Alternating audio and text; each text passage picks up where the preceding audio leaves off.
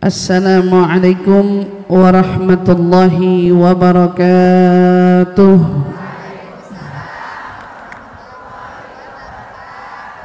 Alhamdulillahi rabbil alamin, wabihi nasta'in ala umuri dunya waddin, wassalatu wassalam ala ashrafil anbiya'i wal mursalin sayyidina wa habibina wa syafi'ina wa qurrati a'yunina Muhammadin sallallahu alaihi wa ala alihi wa sahbihi wa sallam.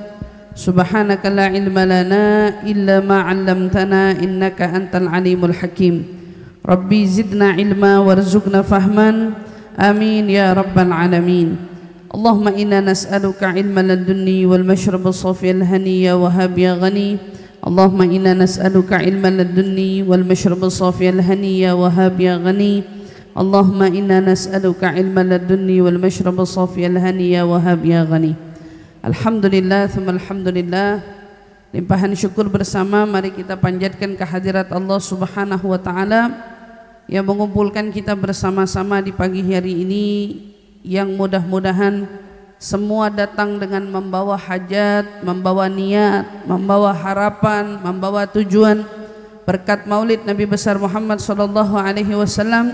Dan tentu berkat kumpulnya kita di dalam naungan kebaikan, semoga semua doa dan harapan kita tidak akan ada yang ditolak oleh Allah Subhanahu wa taala. Allah Subhanahu wa taala mudah-mudahan menyembuhkan yang sakit di antara kita, memudahkan urusan yang sulit di antara kita. Mudah-mudahan Allah Subhanahu wa taala menggugurkan dosa-dosa yang banyak di tengah-tengah kita, dan mudah-mudahan mencurahkan kepada kita semua rahmatnya, rahmat ampunannya, rahmat cintanya, rahmat kasih sayangnya, dan membersihkan semua kekeruhan yang ada di dalam hati kita, insyaallah. Amin amin ya rabbal alamin. Alhamdulillah, thumma alhamdulillah. Nikmat luar biasa tatkala Allah Subhanahu wa taala memberikan kita kemudahan di dalam melangkahkan kaki kita menuju tempat-tempat kebaikan. Kemudahan yang Allah berikan itu adalah suatu anugerah, karena di antara orang yang diberikan keinginan tetapi tidak semuanya diberikan sampainya hajat. Banyak orang punya mau tapi belum tentu maunya bakal didapat. Tapi saat ada orang menginginkan suatu keinginan tetapi kemudian Allah berikan prasarana kemudahan untuk dia menjemput apa yang dia inginkan, maka artinya orang tersebut sudah mendapatkan double nikmat. Itu sepertilah kita semua yang hadir di sini, dorongan hati ingin datang. Betul apa enggak? Baru dorongan aja sudah anugerah dari Allah Subhanahu wa taala. Ditambah lagi bukan hanya dorongan, tetapi Allah berikan kemudahan. Kemudahan kita untuk melangkah, kemudahan kita untuk bisa datang di tempat-tempat semacam ini, itu juga salah satu nikmat yang tak kalah hebat dari Allah Subhanahu wa taala yang patut kita sama-sama syukuri. Karena husnul khotimah itu mahal, karena surga itu mahal, karena ridha Allah itu mahal, karena menjemput ampunan Allah itu mahal. Jadi bila mana suatu yang mahal itu seolah mudah untuk kita dapat, maka itu adalah anugerah yang diiringi dengan hadiah dari Allah Subhanahu wa taala. Allah Subhanahu wa taala berfirman di dalam Al-Qur'an, wasari'u ila maghfiratin min rabbikum. Kata Allah Subhanahu wa taala, bergegaslah, cepet-cepetlah kamu. Suruh kemana kita cepet-cepet? Suruh cepet-cepet menjemput maghfirah, menjemput ampunan. Artinya apa? Allah itu baik betul. Dia itu membagikan ampunan yang luar biasa dan selalu memberitahu kepada kita letak-letak ampunannya tuh ada di mana aja. Di antara ampunan yang Allah SWT katakan dengan duduknya kita di majelis ilmu, itu sesuai dengan hadis Nabi Shallallahu Alaihi Wasallam. Dalam sebuah hadis Nabi katakan kan, kalau ada umatku yang berkumpul bersama-sama, mereka datang, mereka belajar, mereka menyimak, mereka membaca ayat suci, mereka kemudian mempelajari daripada yang dibaca dan seterusnya, maka sebelum mereka bangun, gumu maghfurun lakum qad buddilat sayyi'atikum hasanat. Bangun kamu. Karena sebelum kamu bangkit itu semua kesalahan-kesalahanmu telah diganti oleh Allah dengan semua kebaikan-kebaikan. Nah, itu kan salah satunya kan. Itu salah satu. Baru disebut salah satunya aja. Salah satunya duduk di majelis ilmu itu kita dapati ampunan. Berarti kalau ada orang diberikan sarana kemudahan untuk mendatangi majelis ilmu, berarti dia itu kan mendapatkan anugerah. Bukan hanya anugerah tapi disebut dengan hadiah. Hadiah dari Allah Subhanahu wa taala. Yang mana kita tahu akhir zaman, tantangan orang buat datang ke majelis ilmu itu luar biasa. Enggak semua orang diringankan kaki untuk melangkah ke majelis ilmu. Tidak semua orang diringankan kaki untuk dia mau duduk di majelis ilmu. Tidak semua orang. Maka kalau kita melihat hari ini diri kita berada di sini, artinya patutlah kita ini bersyukur karena artinya Allah Subhanahu wa taala masih menginginkan kebaikan untuk kita semua yang hadir di sini. Allah berarti masih melimputi kita dengan kenikmatannya beserta dengan hadiah dan anugerahnya karena Allah Subhanahu wa taala menginginkan kita untuk menjemput dan meraih ampunan darinya insyaallah. Amin ya rabbal alamin. Wasari'u ila maghfirah. Kita suruh cepat kamu jemput ampunan. Berarti ampunan itu enggak datang untuk orang yang diam. Ampunan itu enggak datang untuk orang yang pasif, tiada ikhtiar. Tetapi ampunan itu akan didapat saat orang itu punya usaha. Kalau kita duduk di rumah hanya dengan diamnya kita, lalu kita menganggap Allah Subhanahu wa taala patut memaafkan kita, kita sudah salah. Layaknya orang, bahasanya gitu ya. Duduk diam di rumah tapi nganggap kita kan pantas dikasih rezeki. Itu kayak rezekinya mau lewat mana gitu ya. Walaupun dalam hukum Allah gak ada rezeki yang gak bisa sampai ke kita.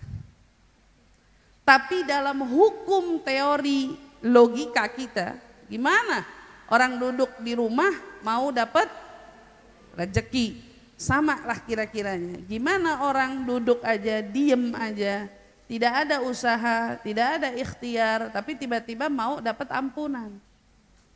Mau dapat ampunan. Makanya Allah bilang wasari'u.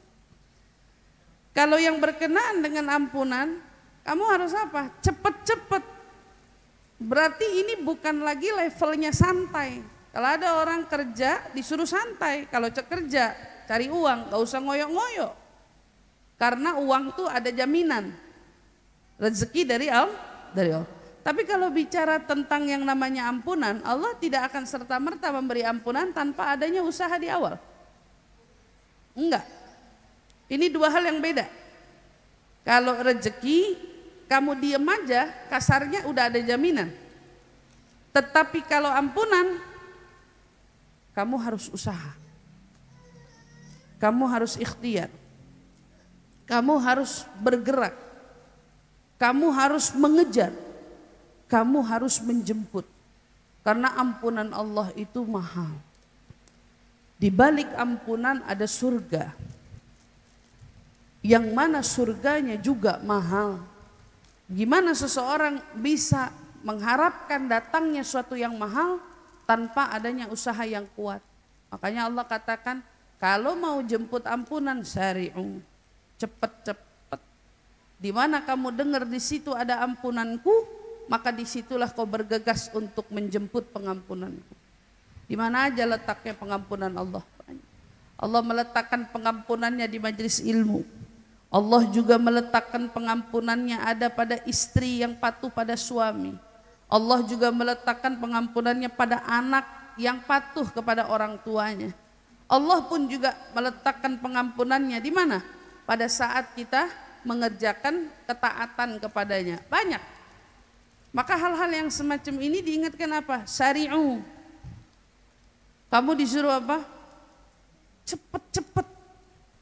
Pokoknya kalau udah dengar di situ ada ampunan, cepet-cepet. Kalau sudah kau kejar ampunan, kamu harus ngejar apa lagi? cukup. Wa jannatin 'arduhas samawati wal ard uiddat lil muttaqin. Kamu juga disuruh ngejar setelah itu sama Allah. Kalau ama urusan yang berkenaan sama surga, surga yang luasnya lebih luas daripada berkali-kalinya dunia, cepet-cepet kata Allah. Wa jannatin, berarti maghfirah wa jannah, ampunan dan surga. Allah pengen kita cepet-cepet. Kenapa sih Allah pengen kita cepet-cepet? Karena Allah pengen kita jadi orang yang paling selamat. Ibaratnya kalau ada gempa bumi atau ada bencana alam atau ada kejadian kebakaran di satu gedung, yang selamat tuh orang yang paling cepat lari, bukan sih? Yang selamat pasti orang yang paling cepat lari. Dan kenapa Allah suruh kita cepat-cepat lari? Karena selain daripada ampunan, selain daripada sesuatu yang mengantarkan kita pada surga, semua itu adalah bencana. Kira-kira paham sampai di sini? Kenapa Allah suruh kita cepat ke ampunan? Kenapa Allah suruh kita cepat ke surga? Karena di luar daripada itu, ini di luar daripada hal yang berkenaan dengan ampunan dan berkenaan dengan surga, itu disebut dengan bencana. Orang lalai sama Allah itu bencana. Orang maksiat itu bencana. Orang yang jauh dari Allah itu bencana. Orang yang tidak mendekatkan dirinya kepada ketaatan dan kebaikan itu bencana. Saat kita tahu bahwa bencana itu mengintai kita, berarti bencana itu mengintai kita terus. Bentuk duduknya kita di rumah tapi nonton TV aja, itu bencana apa enggak? Saat orang duduk di rumah main HP aja, bencana atau enggak? Saat orang di rumah tiba-tiba bisa durhaka sama orang tuanya, bencana apa enggak? Saat ada istri yang begitu kasar mulutnya terhadap suami misalnya, atau sebaliknya suami juga tidak bisa berlemah lembut kepada istri, bencana apa enggak itu? Bencana. Ada sahabat dengan sahabatnya mutusin tali silaturahmi, bencana atau enggak itu? Bencana, semuanya bencana. Selain daripada ampunan, artinya selain daripada kebaikan, selain daripada sesuatu amal yang mengantarkanmu pada surga, itu disebut bencana. Kamu disuruh ngapa? Lari. Cepet-cepet selamatin diri kamu. Kalau gempa bumi, gedung lagi sedang goyang-goyang, kita disuruh cepet-cepet selamatin diri. Di mana? Yang mau selamatin diri evakuasi lari, yang mau selamatin dirinya ngumpet di dalam lemari, yang mau selamatin dirinya ngumpet di bawah kursi atau di bawah mana meja dan seterusnya. Itu kalau gempa bumi. Intinya orang yang lari, yang cepat nyari tempat perlindungan, dia yang paling selamat. Istilahnya bahasanya kayak gitu. Manusia dalam hidup di tengah banyaknya fitnah mengintai, di tengah banyaknya cobaan mengintai, di tengah banyaknya maksiat mengintai, hawa nafsu mengintai, maka siapa mereka yang paling selamat? Yang paling cepat bergegas menjemput ampunannya Allah. Paling cepat dia lari menjemput ampunan Allah, dia paling selamat. Dia paling selamat dari semua fitnah yang ada di dunia ini. Namun di balik itu semua, terkadang kita bertanya-tanya, apa yang bikin kita itu tidak bisa menjadi orang yang menemukan di mana ampunan Allah dan di mana surganya. Kenapa? Karena ternyata ampunan Allah tidak bisa dilihat dengan mata. Ampunan Allah tidak bisa dilihat dengan mata kita biasa. Tetapi ampunan Allah itu dapat kita lihat dengan mata hati kita. Surga tidak bisa dilihat dengan mata. Tetapi ternyata sebagaimana Nabi katakan, surga itu mala ainun ra'at wala udhunun sami'at wala khatar ala qalbi bashar. Surga itu kiasannya gini. Mata enggak pernah lihat yang seperti itu, telinga tidak pernah mendengar yang semacam itu, hati ibarat katanya tidak pernah terbayang akan keindahan yang semisal itu. Oke, tetapi di sini tidak ada rasa. Rasa nggak ada. Berarti gini, kenikmatan orang surga bisa nggak kira-kira dirasa sama kenikmatan orang di dunia? Hah? Bisa nggak dirasain?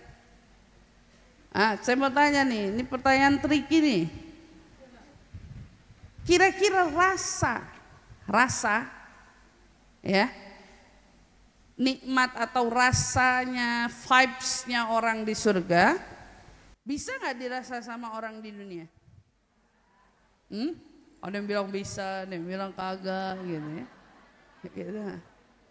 Karena kan bilangnya malah ainun ra'at, mata, kuping. Khatar ini bukan syuur, bukan rasa loh. Khatar ini yang terbetik di hati. Kamu nggak bakal pernah bisa ngebayangin aja tuh, nyangka aja tuh nggak bisa. Tapi rasa, pertanyaan saya. Rasa bisa nggak? Rasa ibaratnya, oh ternyata orang kalau di surga gini rasanya. Hiasan kan gitu. Ternyata orang kalau di surga gini rasanya ya.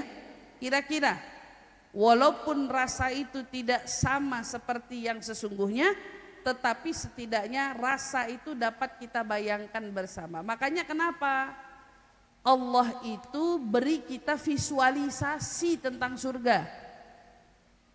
Allah beri kita visualisasi. Saya mau kasih contoh. Muttaqina. Kenapa Allah kasih gambaran penghuni surga itu duduknya bertelekan? Kalau bahasa ini kursinya singgasana raja, ya duduknya begini. Kenapa orang surga dikasih istilah duduknya begini?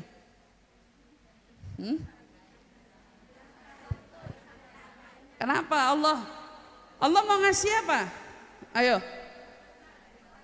Allah memberikan kepada kita gambaran itu melalui suatu rasa. Kenapa? Katanya orang surga nanti duduknya pada santai-santai. Pada gitu kan? Duduknya pada santai-santai.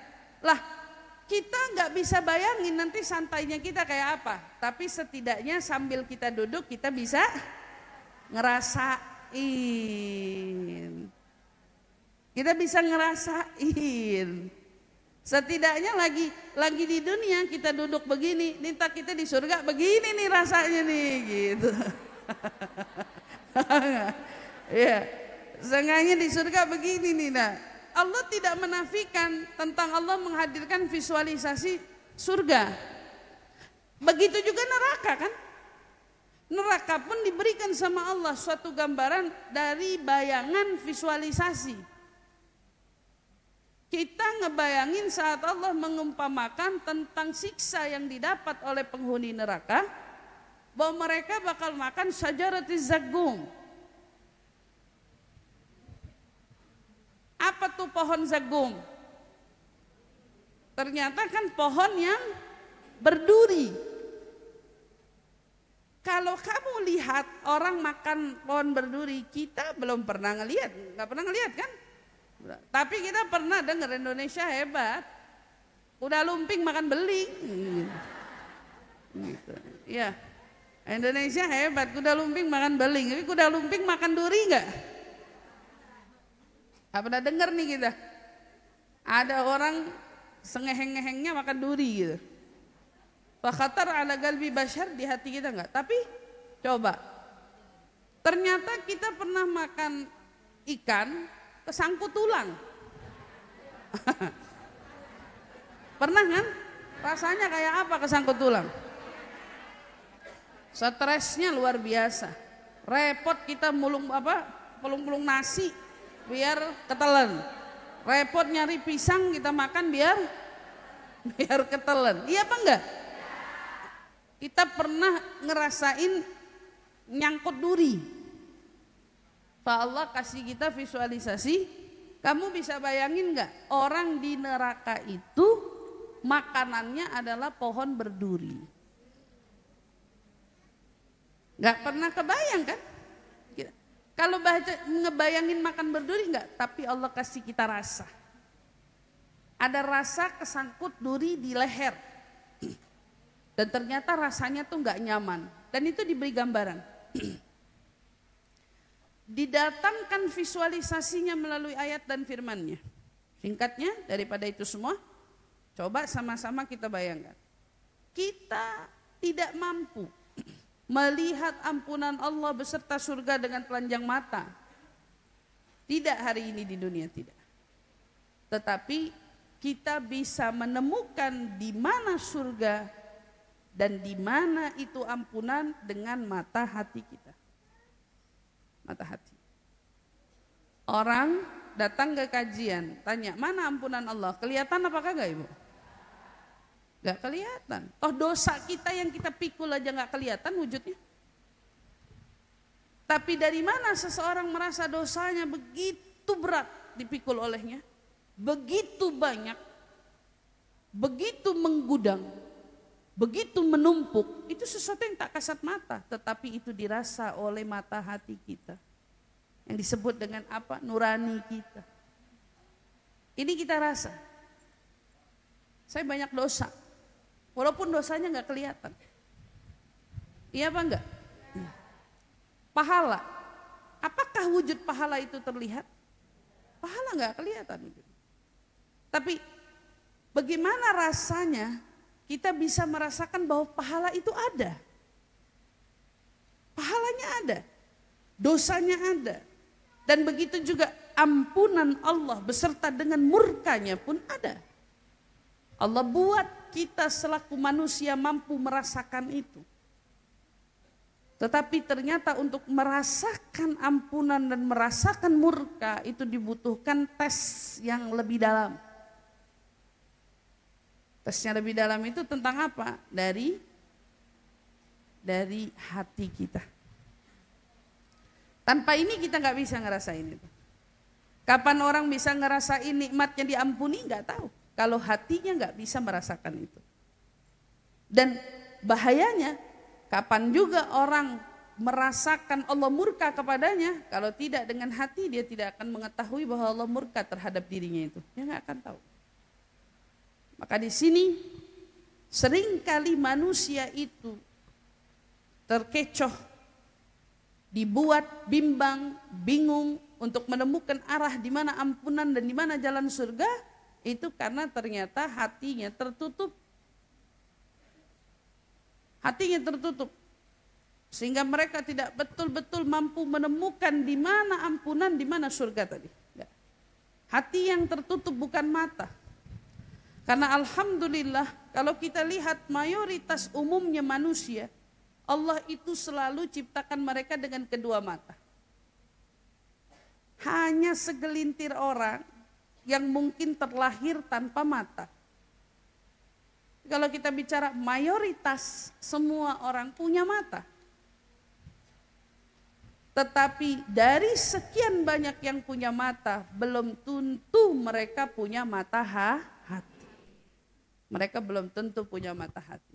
Maka kalau bicara apa yang menyebabkan hati kita punya mata ini tertutup, itu tentu tidak lain tidak bukan adalah disebabkan karena banyaknya dosa yang selama ini diperbuat oleh kita. Kan gitu ya. Banyaknya dosa yang selama ini diperbuat oleh kita, banyaknya kesalahan yang selama ini diperbuat oleh kita, banyaknya mungkin pengabaian, kelalaian demi kelalaian yang kita perbuat selama ini dalam hidup kita, semua itu ternyata sangat-sangat mempengaruhi ya. Kita punya kecerahan hati nurani. Maka kita dengar apa yang dikatakan oleh para siapa? Para ulama saat mereka mengibaratkan tentang sosok Nabi Muhammad SAW. Kita lihat para ulama saat mereka menghadirkan sosok tentang Nabi kita Muhammad SAW daripada sifat-sifatnya. Kenapa mereka selalu mengaitkan Nabi itu dengan apa? Dengan cahaya. Contoh, salah satu syair qasidahnya Habib Ali kan? Habib Ali Habsyi di salah satu qasidahnya ada Huwan nuru yahdi wahdil hairina ضياؤه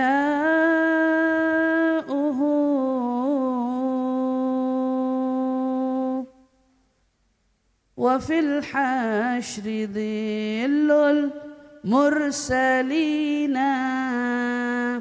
لواؤه.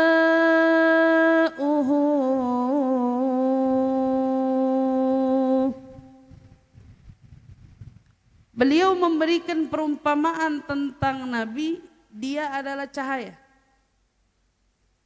yang dengan cahayanya menuntun semua orang yang hari ini berada dalam kebimbangan. Wa nabiyuna, dia Nabi kita Muhammad sallallahu alaihi wasallam.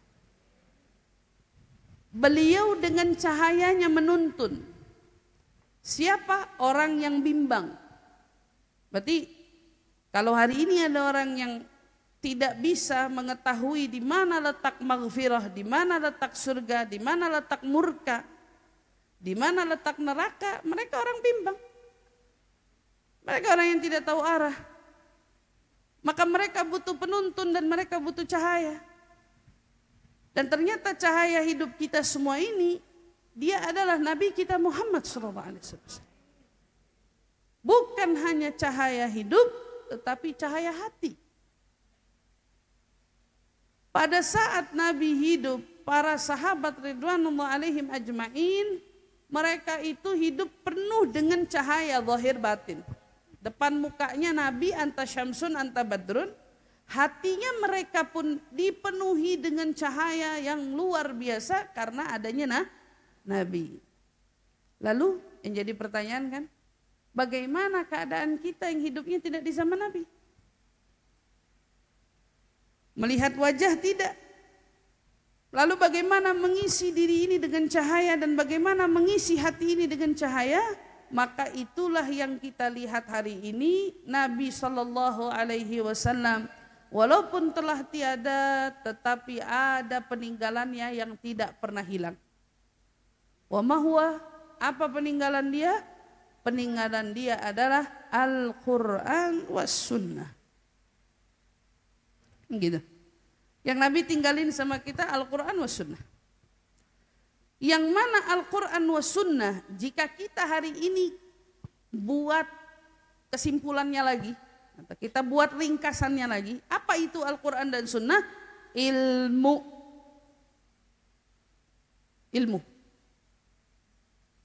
Itu sama dengan menjabarkan Al-Quran was sunnah. Jadi kalau kita cuma ngomongin Al-Quran was sunnah, banyak orang hari ini mikirnya Al-Quran dia cuma ngaji aja, belajar kagak. Ya kan? Ngaji aja. Kata Nabi itu ninggalin Quran, ya kamu Nabi tinggalin Quran kalau ngaji aja kagak paham-paham gimana?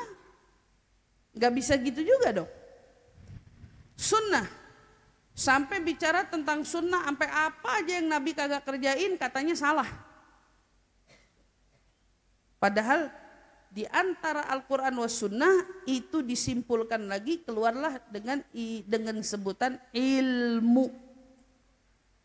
Maka hari ini kalau kamu tanya gimana hidupku, agar hidupku ini bertemu selalu dengan penuntun dari cahaya, dan bagaimana caranya hatiku agar mata hatiku tidak tertutup dia menemukan cahayanya, maka katakan kepada hatimu dan dirimu, bagaimana hubunganmu dengan ilmu? Hubungan kita sama ilmu gimana?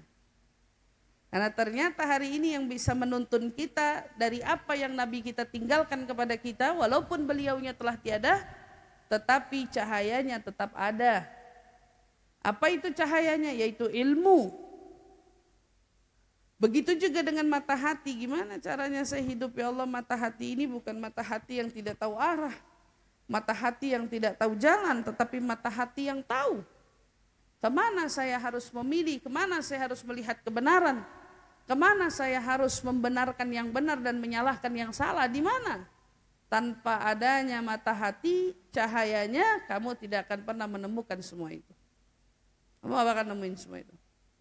Maka hidupnya kita, jika ingin tertuntun oleh tuntunan cahaya, maka kau perlu berhubungan erat dengan ilmu. Namun ingat baik-baik, ilmu adalah cahaya.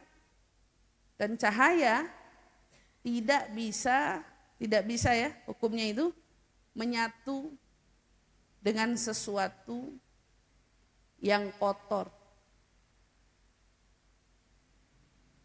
Cahaya seterang apapun itu, jika kita tutup, maka cahayanya tidak akan pernah tembus.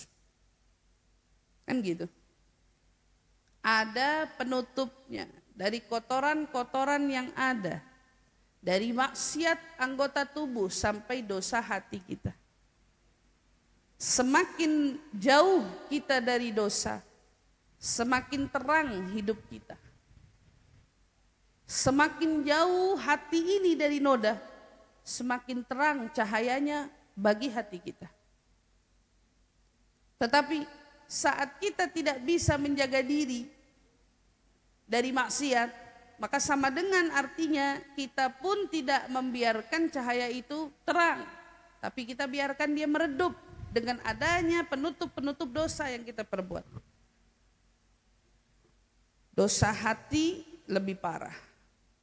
Karena orang kalau sudah hatinya yang tertutup dengan selaput dari noda-nodanya, udah. Maka dia tidak akan lagi bisa membedakan mana yang benar, mana yang salah. Tidak lagi bisa melihat mana kebaikan, mana keburukan. Maka bagi dia bisa jadi semuanya sama. Itulah yang bisa dikatakan gak lagi bisa membedakan mana surga, mana neraka. Bahkan tidak lagi bisa membedakan mana ridha Allah, mana murka. Ya Allah, ada orang hari ini yang dia merasa dirinya berlari, tetapi larinya ternyata bukan ke pintu surga, tapi larinya naudzubillah ke pintu neraka. Ada orang yang hari ini dia merasa telah berlari, dia lari, mengejar apa? Mengejar ampunan, ternyata yang datang bukan ampunan, tapi murka. Kenapa? Karena mereka nggak tahu. Nanti saya akan kasih contoh, siapa orang yang lari, nganggapnya ngejar pintu surga, tahu-tahu di situ yang dia masukin, yang dia kejar malah pintu. Siapa juga orang yang ngerasa dia ngejar ridho, ternyata di situ adanya ada murka. Tapi sebelum itu semua, maka coba kita lihat makanal waqi' fil Imam Syafi'i. Apa yang terjadi pada Imam Syafi'i dahulu? Al-Imam Syafi'i rahimahullah ta'ala, beliau itu dikenal sosok ulama yang begitu sangat-sangat gemilang kecerdasannya. Imam Syafi'i masih mudanya aja udah hafal macam-macam. Belum lama saya menemukan ada orang dari India kalau saya tidak salah, itu dikenal dengan kepiawannya yang begitu sangat luar biasa dalam membaca. Kalau baca tuh langsung hafal, udah kayak komputer. Ini baru nih. Ternyata kita nggak terkejut kalau ada orang pintar begitu, karena dulu kita sudah dicekoki oleh dengan apa? Biografi kehidupannya seorang Imam Syafi'i. Imam Syafi'i juga begitu. Imam Syafi'i bahkan kalau baca suatu tulisan, Imam Syafi'i bakal nutup lembaran sebelahnya. Ibu punya buku. Di buku nih kan begini nih bentuknya, gitu kan? Dibuka. Kalau kita baca kan begini, lembaran satu, lembaran, ini muka satu, muka dua nih ada di sini. Imam Syafi'i kalau baca muka satu, muka yang satunya ditutup. Karena kalau kebaca masuk langsung ke kepalanya. Itu Imam Syafi'i. Cerdas betul ya, luar biasa. Itu IQ-nya kalau sekarang mungkin nggak tahu dah berapa dah itu cerdasnya. Pokoknya kumlot mah nggak ada apa-apa dah buat Imam Syafi'i. Begitu. Jadi kalau beliau baca suatu tulisan, beliau baca itu sekaligus menghafal. Karena apa yang dibaca langsung diingat dalam memorinya. Beda sama kita. Ya. Kalau kita gimana tuh kira-kira? Kita tuh saking lemahnya dalam kadang-kadang dalam mengingat, ya kan? Berobat aja ke dokter, suruh minum obat sampai ditulisin 2 kali 1. 3 kali 1 gitu kan.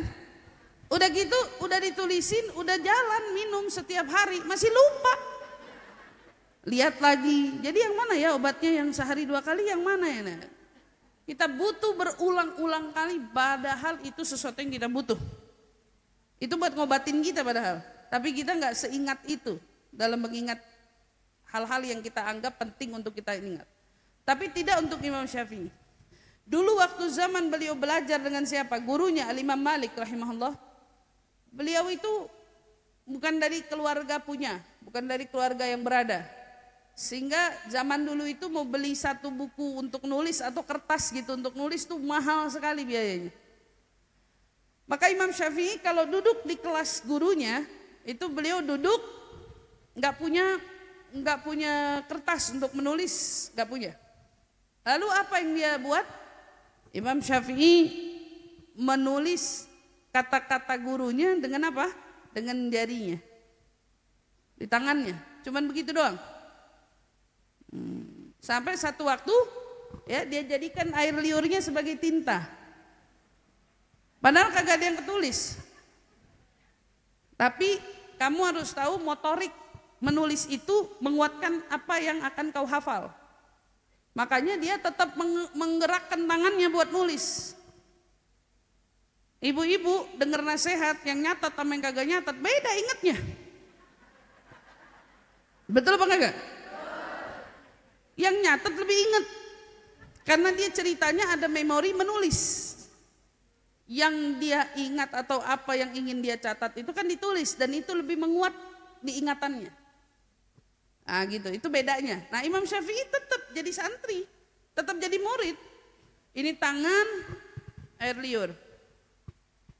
Apa gurunya ngomong, sampai satu waktu Imam Malik ngelihat tingkahnya, maksudnya kok pakai lidah gitu, air liur, ditegur. Dianggap itu sebagai sesuatu yang seolah-olah itu tidak menghargai ilmu pada kala itu. Karena Imam Syafi'i sangat menjunjung adab. Kata Imam Malik waktu menegur Imam Syafi'i, "Mada sana? Ya, apa yang kamu lagi perbuat?" Dia bilang, "Saya lagi nyatet omongan kamu." Ketawa Imam Malik. "Mana yang kamu tulis?" "Udah kusimpan semua di sini." Lebih ketawa lagi. "Kalau kamu memang betul merasa sudah menyimpan apa yang kuucap, coba sekarang ulang apa yang tadi kusampaikan." Berdiri Imam Syafi'i diulangin semuanya di depan gurunya, berdiri dengan sebegitunya. Itulah yang membuat gurunya pun pada akhirnya tahu bahwa ini murid saya potensinya sangat luar biasa, karena dia berhasil menunjukkan kemampuannya di hadapan sang guru. Ala kulli hal, maka beliau punya kelebihan apa? Kelebihan menghafal. Menghafalnya luar biasa Imam Syafi'i. Salah satunya, singkat cerita, pada proses pertumbuhan beliau dalam menuntut ilmu, beliau belajar dari guru ini, kemudian belajar lagi dari guru yang satu. Sampailah masa di mana kala itu beliau sedang belajar dengan gurunya yang dikenal Al-Imam Al-Waqi, Imam Waqi. Ya. Gurunya Imam Syafi'i Imam Waqi. Kalau kita ziarah ke Mesir, kita pasti bakal ziarah juga tuh ke kuburannya Imam Syafi'i. Di situ juga ada kuburannya gurunya Imam Waqi.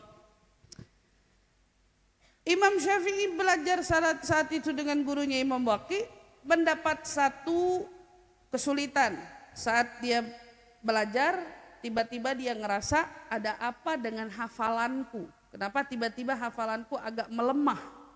Dari yang tadinya cepet banget, terus tiba-tiba kok kayak ada kesendet-sendet gitu. Ada apa nih? Pasti di situ ada sesuatu, dan dia pun bertanya-tanya, mencari-cari ada apa dan ada apa. Sampai dia akhirnya mengadu kepada gurunya. Dengan syair yang ditulis, "Syakautu ila Waqi su'u hifdzi." Aku mengadu, aku mengeluh kepada Imam Waqi, gurunya. Su'u hifdzi, buruknya hafalanku. Ada apa dengan hafalan saya Imam? Kenapa kok hafalan saya melemah? Hafalan saya berkurang? Maka dijawab oleh gurunya, "Fa'arsyadani ila tarkil ma'asi." Imam Waqi bilang, "Wahai Syafi'i, kalau kamu mau hafalanmu tetap terus cepat, tinggalkan maksiat." Kita bingung, apa gerangan maksiatnya Imam Syafi'i? Di sini kita mau compare sama ya kurang lebih maksiat kita lah. Gitu ya. Fa arsyadani ila tarkil ma'asi. Tuntunannya apa? Tinggalkan maksiat. Imam Syafi'i merenung nyari dosa apa yang aku perbuat sampai bikin aku punya hafalan melemah. Dicari, ingat. Ibu tahu apa dosanya? Dosanya Imam Syafi'i sedang berjalan, di tengah jalan tanpa sengaja ada seorang perempuan juga berjalan, tetapi saat itu dia berjalan tidak menutup telapak kakinya. Jadi yang dilihat apa nih Bu? Telapak kaki, tumit. Gak pakai kaos kaki ceritanya. Gak ditutup sendalnya, tidak menutup sempurna. Maka saat itu terlihatlah mata kakinya, areanya itu oleh Imam Syafi'i. Sebenarnya kalau dipikir-pikir yang salah siapa gitu ya. Kan.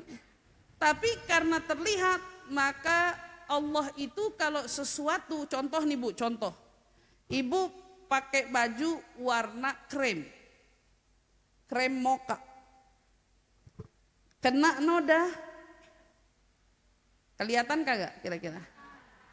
Tapi samar karena bajunya krem mocha. Tapi bedain sama orang pakai baju putih. Ketetesan tinta satu aja ketara apa kagak? Kenapa? Karena putih banget, ya kan? Orang kalau makin bersih dia punya baju, noda sedikit aja makin ketara. Imam Syafi'i ini ibaratnya bersih banget.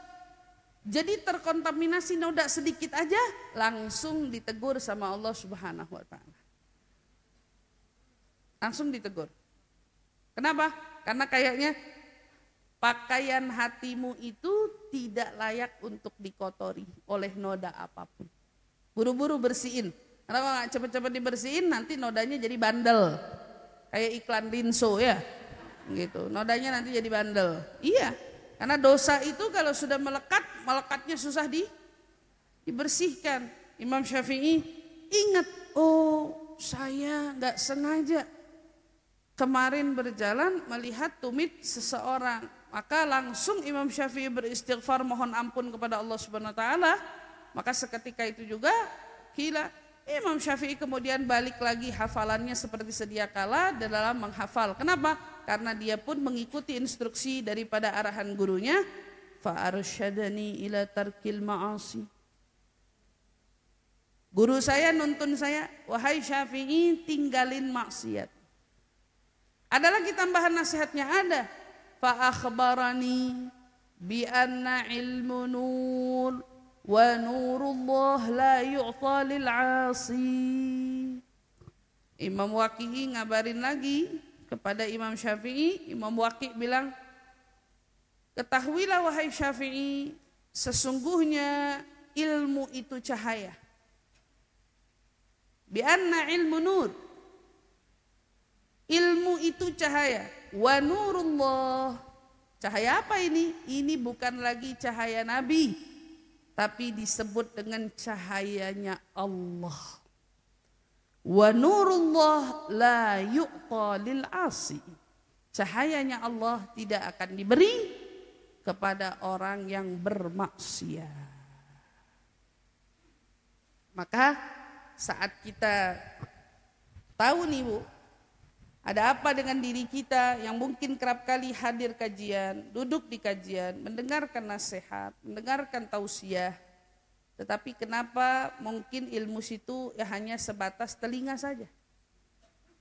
Dia tidak benar-benar bisa sampai kepada hati atau pikiran, apalagi sampai membawa kita dalam mengamalkan. Boleh jadi selaput nodanya terlalu banyak, terlalu tebal, sehingga membuat kita terhalang. Karena cahaya Allah tidak akan bisa masuk dari orang yang bermaksiat. Dari kesalahan-kesalahan kita yang kita perbuat ternyata begitu banyak, sampai membuat banyak ilmu yang tidak mau dan tidak bisa mendekat kepada kita.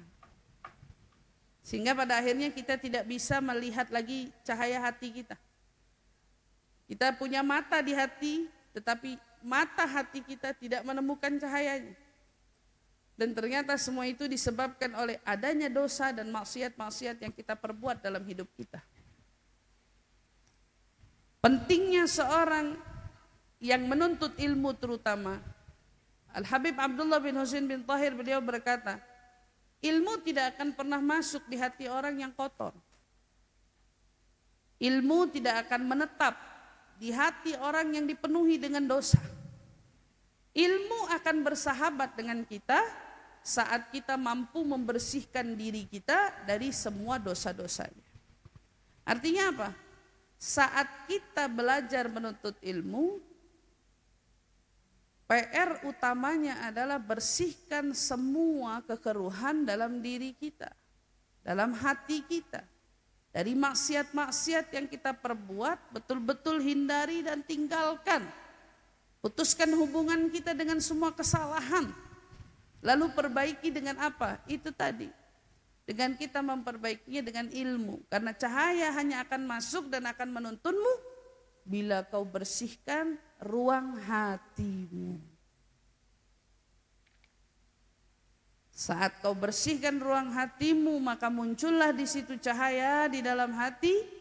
Dia bukan hanya menjadi cahaya mata hati, tetapi dia bisa menjadi cahaya pendengaran hati. Cahaya hati di dalam hati yang mengantarkanmu lebih dalam daripada hati, yang terus-menerus bisa menuntunmu dan membimbingmu di dalam jalan menuju ridhonya Allah Subhanahu wa ta'ala. Maka seseorang saat dia ingin menemukan cahaya, maka yang pertama yang harus dia lakukan adalah sadari kesalahannya. Kita selaku penuntut ilmu, selaku orang-orang yang dekat dengan ilmu, yang selalu ingin menghiasi diri kita dengan ilmu, PR utamanya kita itu apa? Jangan pernah merasa diri kita yang paling berilmu. Karena kalau kita sudah terjangkit penyakit merasa berilmu, artinya kita sudah kena dengan apa? Penyakit hati. Dan udah pasti orang yang merasa berilmu, orang tersebut adalah orang yang tidak punya ilmu. Tidak punya ilmu. Karena kalau orang punya ilmu, dia nggak akan pernah merasa dirinya berilmu. Karena di atas kepintaran kita ada yang lebih ada yang lebih pintar. Layaknya di atas orang kaya ada yang lebih di atas orang yang taatnya banyak ada yang lebih taat. Maka buat apa kita bersombong-sombong? Buat apa kita mengotori jiwa kita, hati kita dengan noda-noda dan dosa-dosa maksiat hati lainnya? Itu baru dengan noda hati sombong, belum dengan iri, dengki, hasad dan lain sebagainya. Nauzubillah min dzalik. Maka cahaya hati kita hanya akan tersingkap bila kita mampu memasukkan ilmu ke dalamnya. Dan persoalannya adalah ilmu tidak akan mau masuk kalau kita masih punya kotoran hati kita. Maka cahaya di dalam hati, cahaya di dalam hidup itu hanya akan semakin terlihat bila mana kita itu semakin mengosongkan dan menjauhkan diri kita dari maksiat. Maka lihat contoh orang yang selama ini dalam kebingungan, yang mana mereka tidak menemukan arah tujuan, padahal jelas Nabi kita Muhammad SAW adalah satu-satunya manusia yang paling patut kita jadikan sebagai panutan. Makanya dia disebut dengan cahaya. Siapa yang mengikuti Nabi, mengikuti jejak Nabi, berarti dia berjalan di jalan cahaya Nabi. Tapi siapa yang paling jauh dari Nabi, artinya dia semakin tertinggal jauh dari cahaya. Maka ibu yang dirahmati Allah, coba ingat baik-baik.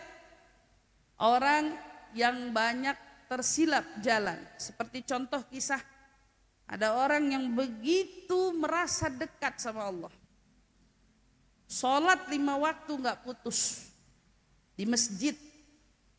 Bayangin, di masjid 5 waktu sholatnya, hadir kajian gak skip. Nah saya bilang kalau orang salah nih Dia ngerasanya dia ngejar pintu surga. Dia ngerasanya dia ngejar pintu surga. Sholat 5 waktu di masjid. Kajian tidak pernah skip. Tapi, ada tapi. Ternyata orang ini sudah puluhan tahun mutusin hubungan dengan ibunya sendiri.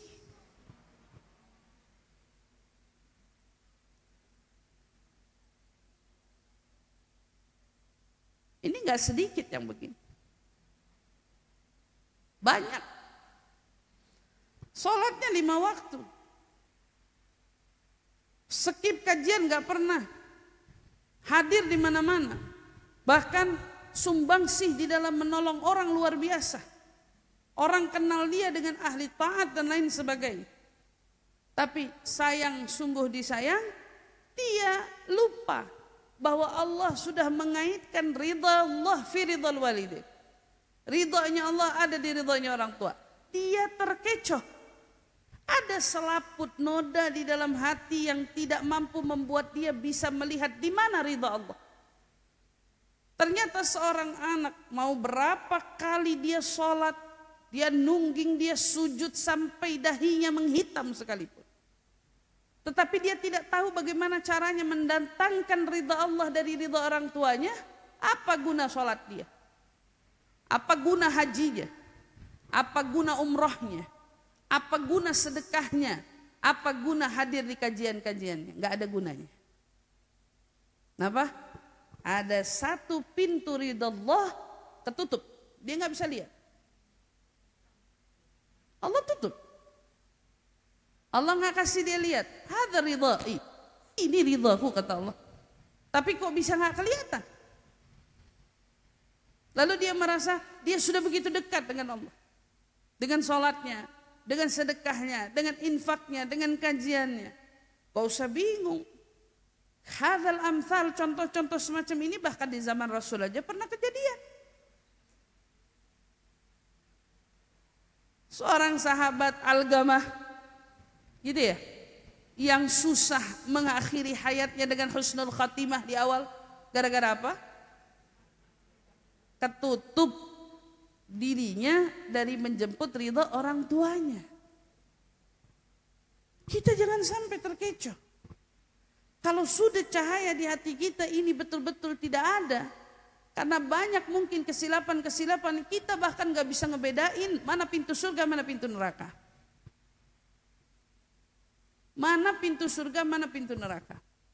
Tapi subhanallah, ala kulli hal, di sana Rasulullah memberi contoh seorang perempuan min ahlil maksiyah, dari orang tergolong maksiat, lalai, cenderung mengabaikan hukum Allah karena merasa dirinya tertuntut untuk mencari nafkah di luar sana dengan cara yang salah.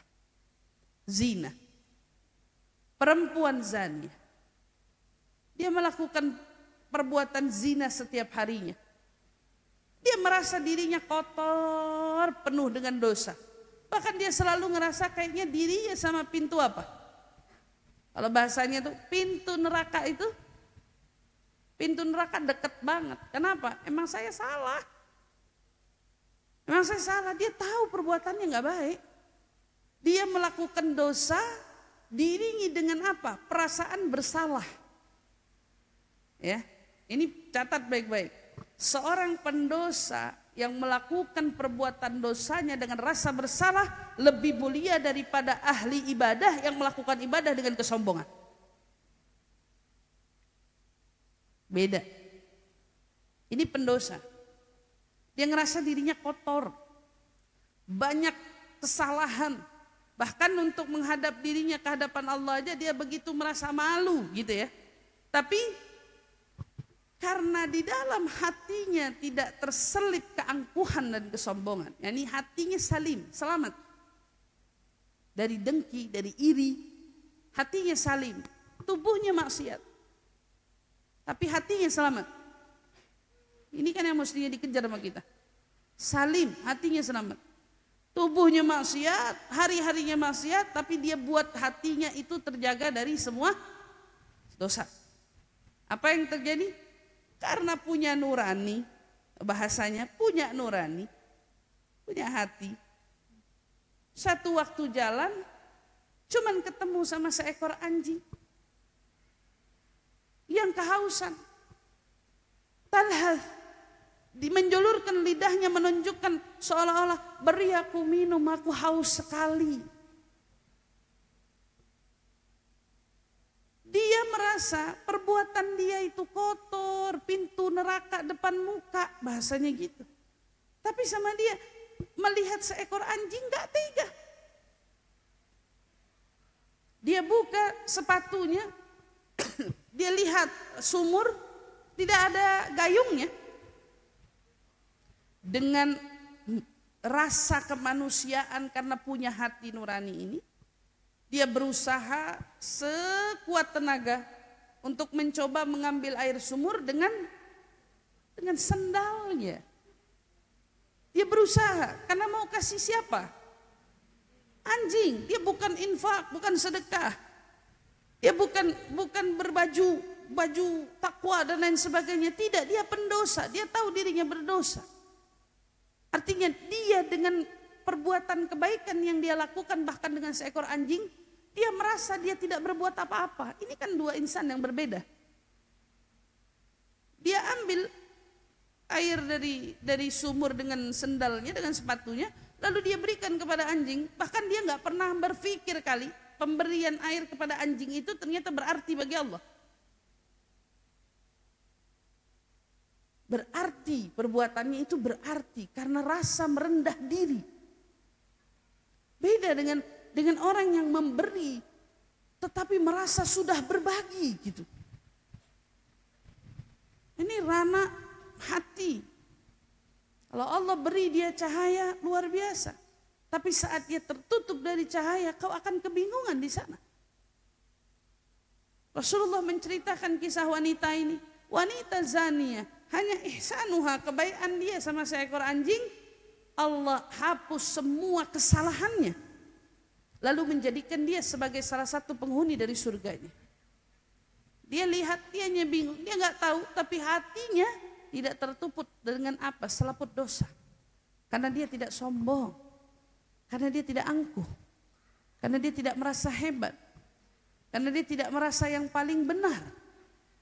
Dan disinilah yang harus paling kita jaga, bahwa ternyata ranah hati itu adalah hal yang paling perlu kita jaga dan waspadai.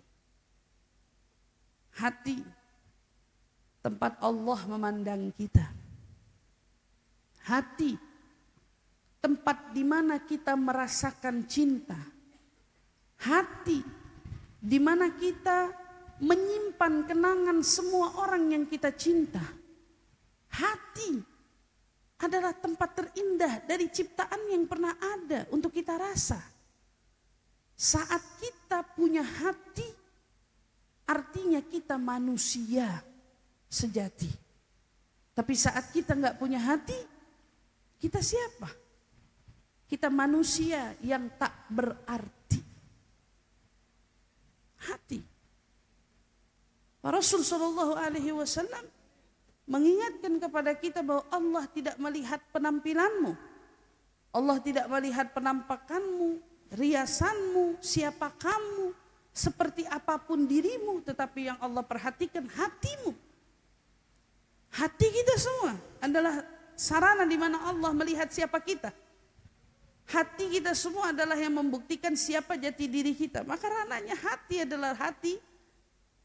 Bukan sesuatu yang sederhana. Hati adalah sesuatu yang berharga, yang perlu kita jaga. Bahkan kamu menjaga hartamu yang paling berharga di rumah sampai kau simpan di balik lemari dengan kuncinya, maka ingat baik-baik, hatimu lebih layak untuk kau pelihara daripada berlian dan permata yang kau simpan di rumah. Hatimu lebih layak untuk kau pelihara daripada berlian, permata yang kau simpan di dalam rumah. Hati. Maka jaga hati kita. Setiap kali kita mendatangkan iri kepada orang lain, ingat baik-baik. Dan bayangkan, Saat iri itu beraksi, Allah sedang melihat kita. Dan betapa malunya kita saat Allah melihat ternyata kita iri dengan salah satu nikmat hambanya. Saat kita sedang merasa lebih hebat dari orang lain, bayangkan dan coba ingat baik-baik. Pada saat itu Allah melihat kita. Dan betapa malunya kita saat kita melihat situasi diri ini terlihat oleh Allah dalam keadaan hati kita yang sedang merasa lebih hebat dari manusia yang lainnya. Bayangkan hatimu dilihat oleh Allah dalam keadaan sebegitu keruhnya. Saat kita sedang marah, kesal, dendam, atau mungkin kita simpan semua luka dari luka-luka yang pernah terjadi semasa hidup kita. Bayangkan semua luka yang kau simpan itu, kau simpan sekian lama. Kau bayangkan setiap kali kau merasakan luka itu, kau rasakan semua dendam itu, kau rasakan semua marah itu, Allah melihatmu. Lalu kita bayangkan saat Allah melihat kita dalam keadaan semacam itu, seperti apa diri kita? Dalam keadaan marahkah?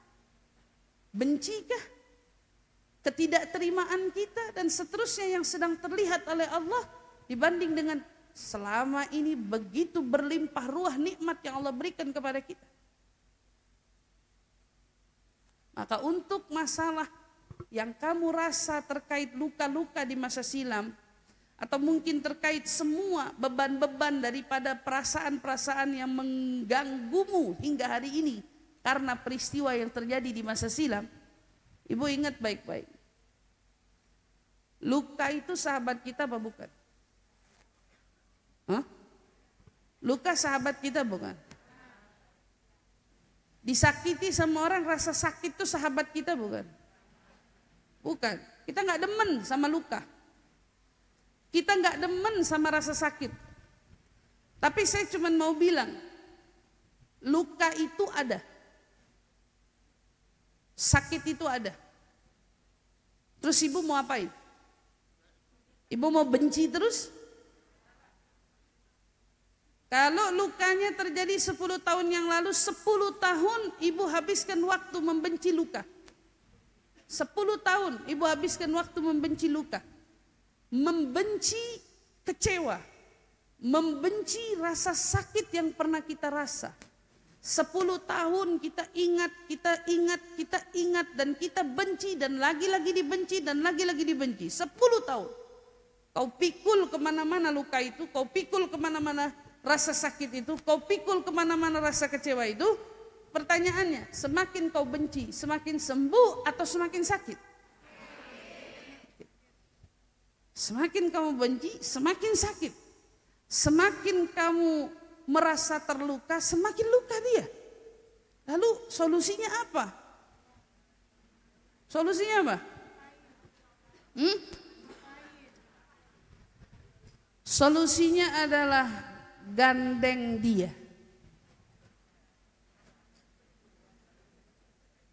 Karena memori itu sudah terekam. Ya kan? Berarti luka itu dikemanain Ustazah? Bukan kau benci, bukan kau musuhi. Gandeng dia. Rangkul dia. Karena orang tidak akan bisa sembuh jika tidak bersahabat dengannya. Kamu kapan akan sembuh dari lukamu? Saat kau sudah mau bersahabat dari luka itu. Kapan kamu akan sembuh dari rasa sakit hatimu? Saat kamu mau bersahabat dengan rasa sakit hati itu. Maka pertanyaan, kapan kamu sembuh dari orang yang pernah menyakitimu itu? Saat kamu bisa memulai persahabatan dengan mereka yang melukai perasaanmu itu.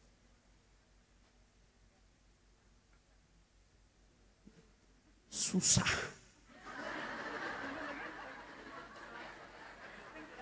Susah.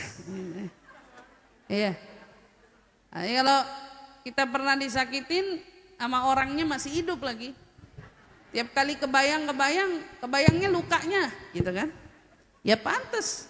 Karena memang selama ini kamu benci luka. sehingga membawamu benci pada yang melukai, benci kepada yang menyakiti, benci kepada siapa mereka yang pernah mengecewakan hati kita dan seterusnya. Namun inilah hidup, ibu-ibu yang dirahmati Allah. Hidup, kamu tidak akan pernah selamat dari luka, kecewa, rasa sakit, atau apapun itu semua. Enggak ada. Bahkan nabi-nabi pun terluka. Mereka punya semua part hidup yang kalau kita ingat rasanya semua tidak enak. Kamu mau bicara rasanya dihianatin tuh sakit. Iya. Nabi Nuh udah lebih dulu ngerasa dihianatin sama istrinya. Rasa apa? Nauzubillah min dzalik. Merasa tidak diterima, tidak dipilih. Karena lebih memilih orang lain. Nabi Lut sudah lebih dulu merasakan itu. Siapa kita? Kalau kita merasa ditinggalkan oleh orang-orang tercinta, Nabi Ayub sudah lebih dulu merasakan itu. Semua sudah. Terus kalau hari ini kita tiba-tiba mau meributkan semua luka, pertanyaannya mau sampai kapan semua itu kau biarkan? Gak pernah ada habisnya. Kalau umurmu hari ini 30 tahun, 40 tahun, anggaplah luka-luka itu dari umurmu 10 tahun, 20 tahun, 30 tahun. Siapa yang menjamin umurmu 50 tahun ke depan gak ada luka lagi? Siapa yang jamin? Ada gak yang bisa jamin? Ibu di usia tua begini nih sekarang, insya Allah saya emang gak bakal ada yang sakitin lagi. Siapa yang jamin? Bisa gak kita ngomong begitu? Insya Allah sih aneh sih dari sekarang mulai besok gak bakal sakit hati lagi. Bisa jamin? Karena rasa sakit datang gak ngetok pintu. Kalau udah mau masuk dia masuk aja. Dia pegel aja. Dia kecewa aja. Pernah gak dia ngetok pintu? Ada air mata sedih mau masuk. Assalamualaikum. Boleh gak sedih masuk gitu. Gak pernah, dia gak pernah ngetok pintu. Tahu-tahu sedih aja. Tahu-tahu kecewa, tahu-tahu tersinggung, tahu-tahu tersakiti, tahu-tahu dikecewakan dan seterusnya. Maka jangan bicara yang kemarin, besok pun kamu tidak bisa menjamin kalau dirimu tidak kembali terluka lagi. Kalau bicara bagaimana cara aku menyikapi apa yang mengganggu hatiku selama ini, baik itu luka, kecewa, amarah, benci, apapun itu semua. Ingat baik-baik, kamu gak akan bisa sapu kotoran hatimu dari semua luka atau semua kebencian, amarah, dendam dan lain sebagainya bila kamu tidak merangkul siapapun dalang di balik semua itu. Rangkulnya gimana Ustazah? Rangkul aja dulu lukanya. Rangkul aja dulu rasa sakitnya. Rangkul aja dulu kecewanya. Katakan pada lukamu, luka, ayo kita sembuh bersama.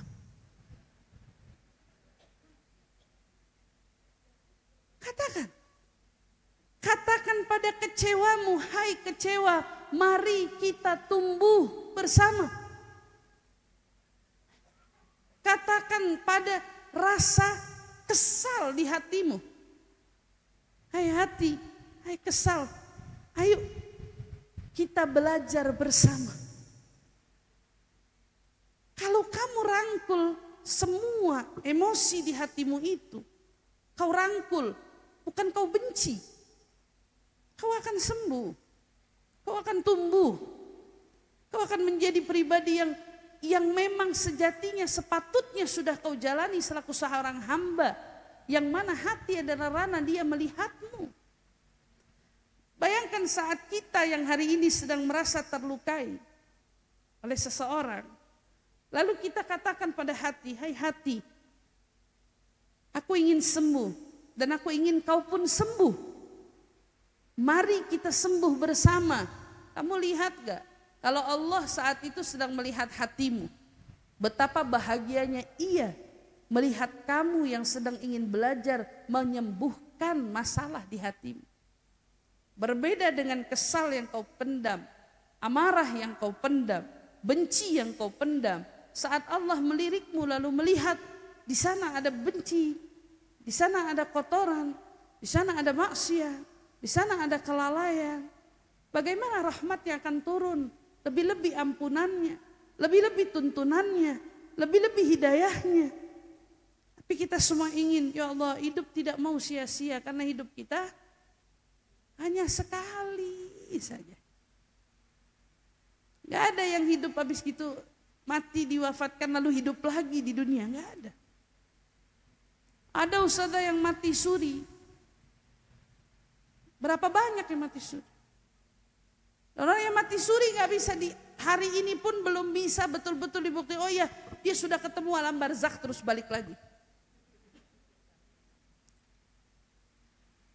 Mungkin dari alam bawah sadarnya yang merasa dirinya sudah mati, kita gak tahu. Apapun itu. Tapi gak semua orang begitu nyawanya dicabut hidup lagi. Jantungnya berhenti lalu dia jalan lagi hidupnya. Tidak. Maka saat kita tahu hidup hanya sekali, maka jadikan hidupmu penuh arti. Hidup memang hanya sekali. Jadikan dia penuh arti. Jadikan dia penuh dengan kenangan yang baik. Hatimu satu. Satu-satunya yang Allah berikan pada hati kita semua ini. Allah berikan kendalinya penuh pada kita, maka jagalah hati kita seutuhnya. Jadikan ia ruang yang bersih, taman yang indah. Ruang yang begitu indah dipandang olehnya. Karena di situ tempat dia melihat kita. Kau berhias setiap malam, kau pergi ke kamar mandi, kau bersihkan wajahmu, kau hias lagi, kau bersihkan lagi, kau hias lagi, dan tiada habisnya. Sementara siapa yang melihat itu semua? Manusia. Tapi ada pun hati kita, Allah yang melihat kita. Maka kita minta, ya Allah, jadikan hati kita nih hati yang terus dipandang dengan ridho, hati yang dipandang dengan rahmat, hati yang dipandang dengan cinta. Karena hati yang telah dipandang olehnya adalah hati dan jiwa yang insya Allah tidak akan pernah tersiksa oleh siksanya. Gak pernah. Orang kalau sudah sekali dipandang, sekali aja dipandang, ya Allah, hatimu tak akan lagi berpaling darinya. Hatimu tak akan lagi menjauh darinya. Hatimu akan terus mengejar dan mendekat padanya. Mudah-mudahan itu hati kita semua insya Allah. Ya Allah jaga dan Allah pelihara mudah-mudahan insya Allah. Maka kita minta sama Allah, ya Allah, di majelis yang penuh barakah ini, ya Rabb, ampuni dosa-dosa kita semua, tutupi semua aib dan kekurangan kita semua. Jadikan hati kita hati yang dipenuhi dengan keindahan, hati yang dipenuhi dengan kebaikan, hati yang dipenuhi dengan cahaya, hati yang dipenuhi dengan akhlak, hati ya Allah yang dipenuhi dengan kerendahan tawadhu, hati yang dipenuhi dengan ikhlas, hati yang dipenuhi dengan tawakal. Ya Allah, hati yang dipenuhi dengan kebaikan, dengan ilmu, dengan hikmah. Ya Allah, hati yang dipenuhi dengan cinta, hati yang dipenuhi dengan rindu, hati yang dipenuhi dengan kasih sayang. Ya Allah, bebaskan hati kami semua dari segala kemaksiatannya, dari noda-nodanya. Yang terluka di antara kami, ya Allah, sembuhkan luka kami semua, ya Allah. Yang merasa kecewa dan tersakiti di antara kami, ya Rabb, bersihkan kekecewaan dari hati kami semua, ya Allah. Ganti semua kekecewaan kami dengan kebahagiaan, dengan ketenangan, dengan kedamaian. Allahumma ya Allah, pandang hati kami semua dengan pandangan rahmat-Mu, pandangan kasih sayang-Mu, pandangan yang dengannya Kau tidak akan pernah lagi murka kepada kami, ya Allah.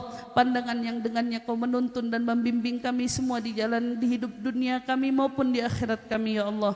Pandangan yang dengannya, ya Rabb, kami semakin cinta kepadamu, semakin cinta kepada Rasul-Mu, semakin cinta kepada ilmu, semakin cinta kepada ketaatan yang mendekatkan diri kami kepadamu, ya Rabb. Allahumma ya Allah, pandang semua yang sakit di antara kami dari semua sakit hati yang kami rasa di dunia ini, ya Allah. Sembuhkan sakit kami berkat wasilah Nabi Muhammad, ya Allah.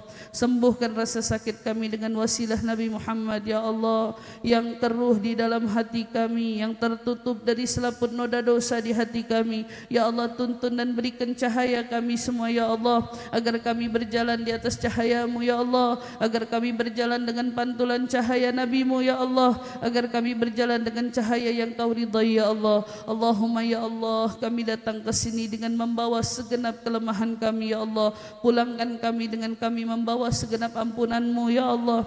Pulangkan kami dengan membawa segenap ampunan dan kasih sayang-Mu ya Allah. Pulangkan kami dengan kami membawa segenap harapan dan doa-doa kami ya Allah. Allahumma ya Allah, kami hadirkan orang tua kami ya Allah. Kami hadirkan juga anak keturunan kami ya Allah. Kami hadirkan juga orang yang kami kasihi ya Allah. Hadirkan mereka semua sebagaimana Kau kumpulkan kami di dunia bersama dengan mereka ya Allah. Kumpulkan kami di akhirat bersama Nabi Muhammad ya Allah. Kumpulkan kami di akhirat bersama Nabi Muhammad ya Allah. Kumpulkan kami di akhirat bersama dengan Nabi Muhammad ya Allah. Allahumma ya Allah, bila datang ajal menjemput ya Allah, wafatkan kami dalam keadaan Kau ridha kepada kami ya Allah. Wafatkan kami Engkau dalam keadaan ridha kepada kami ya Allah. Wafatkan kami dalam keadaan Engkau ridha kepada kami ya Allah. Wafatkan kami dalam keadaan yang paling indah ya Allah. Wafatkan kami dalam keadaan yang paling Kau cinta ya Allah. Wafatkan kami dalam keadaan dihadiri Rasulullah ya Allah. Wafatkan kami di atas kalimat la ilaha illallah Muhammad Rasulullah sallallahu alaihi wasallam. Ya Rabb, dengannya hidupkan kami, ya Rabb dengannya wafatkan kami, ya Rabb dengan kumpulkan kami bersama seluruh ahli la ilaha illallah. Allahumma rabbana la tuzigh qulubana ba'da idh hadaitana wa hab lana ya Rabb min ladunka rahmatan innaka antal wahhab. Rabbana atina fid dunya hasanah wa fil akhirati hasanah wa qina adzaban nar wa adkhilna ya Rabb jannah ma'al abrar ya عزيز يا غفار. سبحان ربك رب العزة عما يصفون وسلام على المرسلين والحمد لله رب العالمين.